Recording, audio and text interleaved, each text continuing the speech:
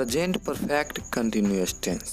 इसका पहचान है जिन वाक्यों में काम भूतकाल में प्रारंभ होता है और वर्तमान काल में जारी रहता है और काम के जारी रहने का समय दिया जाता है, अर्थात वाक्यों के अंत में रहा है, रही है, रहे हो आदि शब्द पाए जाते हैं, तो उनका अनुवाद प्रेजेंट परफेक्ट कंटिन्यूअस टेंस में किया जाता है।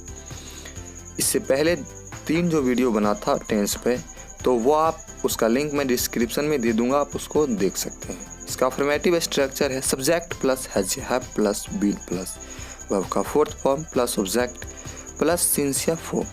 इसका एग्जांपल देखते हैं। समय दिखाने के लिए फॉर या सिंस लगाते हैं और निश्चित समय दिखाने के लिए सिंस लगाते हैं, अर्थात निश्चित समय दिखाने के लिए सिंस लगाते हैं, जैसे सिंस मॉर्निंग, सिंस 4 o'clock इत्यादि। और समय की अवधि के लिए फॉर लगाते हैं, जैसे for 2 days, for 3 days, for 5 hours। तो इसको समझते हैं कि निश्चित समय दिखाने के लिए सिंस और अनिश्चित समय दिखाने के लिए फॉर। एग्जाम्पल से समझते हैं। राम इस किताब को 2 घंटे से पढ़ रहा है, तो 2 घंटा निश्चित समय नहीं है, तो इसमें फॉर का यूज़ होगा। राम हैज़ बीन, राम के साथ हैज़ का प्रयोग और हैज़ के बाद बीन। स्ट्रक्चर के अनुसार रीड मतलब पढ़ना होता है, इसका फोर्थ फॉर्म रीडिंग। और दिस बुक यहाँ पर ऑब्जेक्ट है, तो Ram has been reading this book for 2 hours। लड़की सुबह से सो रही है, the girl has been sleeping since morning.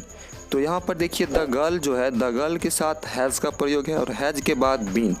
और स्लीप मतलब सोना, तो सो रही है, फोर्थ फॉर्म इसका होगा। तो स्लीपिंग और निश्चित समय है सुबह से, तो सिंस मॉर्निंग। वह इस घर में जनवरी से रह रहा है, he has been living in this house since January.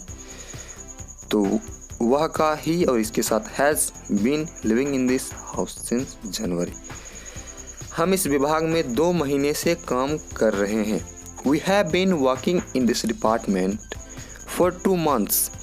तो हम इस विभाग में 2 महीने से, तो 2 महीने जो है यहाँ पर फिक्स टाइम नहीं है, निश्चित टाइम नहीं है, तो हम का वी और वी के साथ हैव का प्रयोग, हैव के साथ बीन। और वर्क मतलब काम करना, तो इसका fourth form working in this department, तो ये ऑब्जेक्ट हो गया। और फॉर 2 months, तो ये समय अवधि दिखाने के लिए। अब है मैं सुबह 5 बजे से कपड़े धो रहा हूँ, I have been washing clothes since 5 in the morning। तो मैं का यहाँ पर आई और आई के साथ हैव का प्रयोग और सुबह 5 बजे से, तो बीन इसके साथ। और देखिए यहाँ पर धोना का वॉश होता है, तो इसका fourth form washing clothes since 5 in the morning। तो निश्चित समय के लिए सिंस और निश्चित समय के लिए फॉर। और third person singular number he see it name के साथ हैज़, बाकी सभी के साथ हैव का प्रयोग किया जाता है। निगेटिव अफर्मेटिव दोनों सेम होता है, सिर्फ इनमें हैज़ या हैव के बाद नोट लगाते हैं। इसका स्ट्रक्चर है सब्जेक्ट प्लस हैज़ या have plus not plus been plus before plus object plus since या फॉर। इसका एग्जांपल समझते हैं। वह 2 दिनों से नहीं पढ़ रही है, वह 2 दिन से नहीं पढ़ रही है, तो she has not been reading for 2 days। Same affirmative की तरह है, बस इसमें देखिए हेल्पिंग वर्ब के बाद नोट का यूज़ किया गया है, वह सी, और उसके बाद हैज़ का प्रयोग और तुरंत नोट का प्रयोग, और रीडिंग फॉर 2 days। राहुल मुझे 2 साल से नहीं पढ़ा रहा है, Rahul has not been teaching me for 2 years। यहाँ पर निश्चित समय नहीं है, इसीलिए फॉर का यूज़ किया गया है। मुझे सोमवार से बुखार नहीं आ रहा है, I have not been suffering from fever since Monday. यहाँ पर सिंस का यूज़ किया गया है क्योंकि सोमवार एक निश्चित समय है। इंट्रोगेटिव स्ट्रक्चर समझते हैं। हैज़ या have plus subject plus been plus before plus object plus since या फॉर प्लस क्वेश्चन मार्क। इसमें क्वेश्चन मार्क अनिवार्य रहता है। क्या वह अपना काम 3 घंटे से कर रहा है, has he been doing his work for 3 hours। इसमें हेल्पिंग वर्ब सबसे पहले होता है, उसके बाद सब्जेक्ट होता है और उसके बाद बीन, उसके बाद वर्ब का फोर्थ फॉर्म, उसके बाद ऑब्जेक्ट और अंत में टाइम सूचक वर्ड सिंस या फॉर होता है। जैसे देखिए वह का ही होता है और ही के साथ हैज़ का प्रयोग, तो हैज़ को पहले लिखा गया है, हैज़ ही उसके साथ been, has he been. Do का फोर्थ फॉर्म डूइंग, तो doing this work for 3 hours, तो फॉर जो है 3 घंटे से ये फिक्स टाइम नहीं है तो फॉर 3 आवर्स। क्या वे मेरी सहायता कई सालों से कर रहे हैं? Have they been helping me for many years. तो देखिए कई सालों से, तो कई साल यहाँ पर निश्चित टाइम नहीं है, इसीलिए यहाँ पर फॉर का यूज़ किया गया है।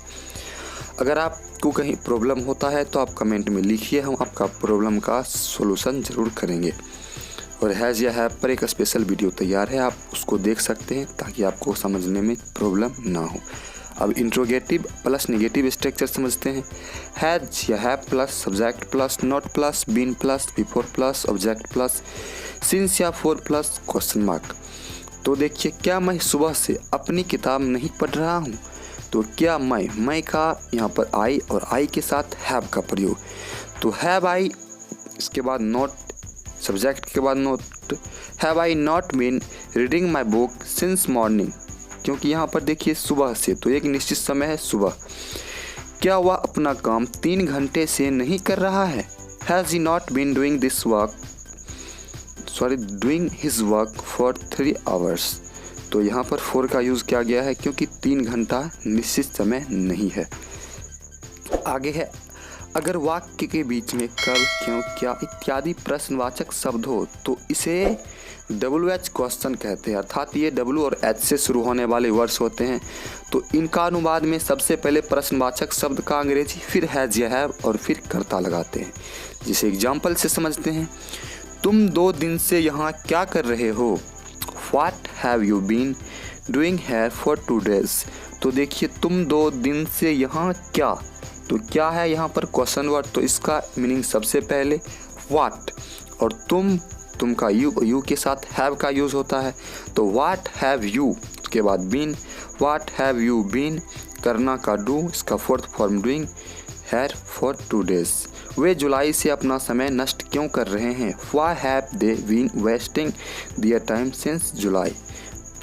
इस मकान में 1 साल से कितने लड़के रह रहे हैं? इस प्रकार के सेंटेंस में क्वेश्चन वर्ड के साथ ही नाउन्स आते हैं, जैसे कि कितने लड़के। तो how many boys have been living in this house for 1 year। तो 1 साल से, ये भी निश्चित टाइम नहीं है, इसीलिए इसके साथ फॉर का यूज़ किया गया है।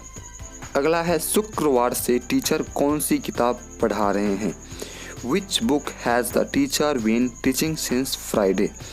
तो यहाँ पर है शुक्रवार, तो शुक्रवार एक निश्चित टाइम है, इसीलिए इसके साथ सिंस का यूज किया गया है। इसी के साथ वीडियो को समाप्त करता हूँ। अगर आपको वीडियो वाकई अच्छा लगा तो आप वीडियो को लाइक कीजिए और हमारे चैनल को सब्सक्राइब कीजिए। और कोई डाउट हो तो आप कमेंट बॉक्स में ज़रूर लिखिए। धन्यवाद।